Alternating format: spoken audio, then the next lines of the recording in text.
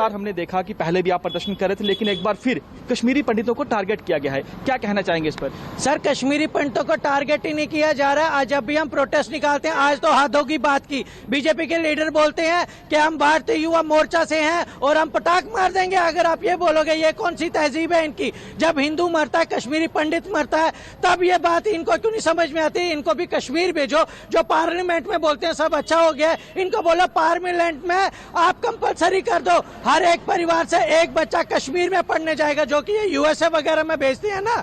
इनको बोलो अगर तुम्हारे गुर्दे हैं तुम अपने बच्चों को कश्मीर में भेजो। और ये बोलते ना सिक्योरिटी किसी को नहीं मिलेगी, इनको बोलो वहां पे हर किसी एडमिनिस्ट्रेशन वाले की सिक्योरिटी हटाओ, हर किसी बच्चे की सिक्योरिटी हटाओ। अगर किसी एडमिनिस्ट्रेशन वाले का वहां पे रहता है, फिर वो रह के दिखाए। मैं मानू बीजेपी में गुर्दा है, ये गवर्नमेंट ले रहा है कि टारगेट किलिंग पर अंकुश नहीं लग पा रहा है, क्या आपको लगता है? देखिए, जिस तरीके से राहुल भट्ट साहब की जब डेथ हुई, उसके बाद लगातार कश्मीरी पंडित सड़कों पर थे।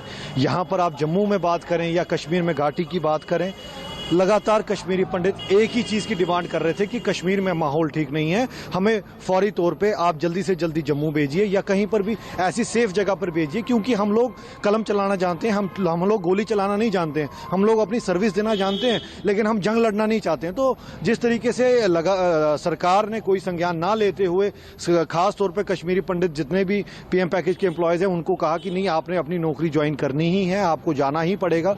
और टॉल क्लेम्स पीस के किए जाते हैं, अमन के किए जाते हैं, भाईचारे के किए जाते हैं। कल दोबारा उन चीज़ों की पोल खुली जिसमें कि सुनील भट्ट साहब को टारगेट किया गया और उनके भाई, मैं आपको बताना चाहूँगा, उनके भाई अभी भी मौत और जिंदगी और मौत की सांसें ले रहे हैं। तो कहीं ना कहीं सिक्योरिटी लैब्स की बात है, सिक्योरिटी की बात है। अगर आप सिक्योरिटी नहीं दे सकते हैं तो आप हाथ खड़े कर दीजिए। तो पीएम पैकेज के तहत 2 एम्प्लॉय वहां पर लगे हुए हैं, आज वो जम्मू में आए हुए हैं और कई दिनों से प्रदर्शन कर रहे हैं। सरकार कहती है आप लोग वापस आइए, हम सुरक्षा का भरोसा आपको दिलाते हैं। आपके परिजन भी कश्मीर में होंगे, क्या वो भी चिंतित हैं? देखिए सर, मैं आपको वही चीज बताना चाहता हूं ना, चिंतित हर एक समुदाय है, चिंतित माइनॉरिटी कम्युनिटी है।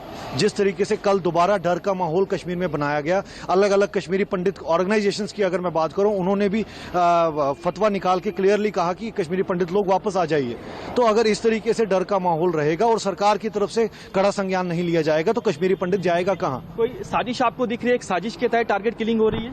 जी सर, जरूर कहूँगा, क्योंकि not only Kashmiri Pandit but आप बाकी माइनॉरिटी को भी देख रहे हैं, जैसे यूपी के, बिहार के लेबर जो आते हैं उनको भी टारगेट किलिंग किया जाता है।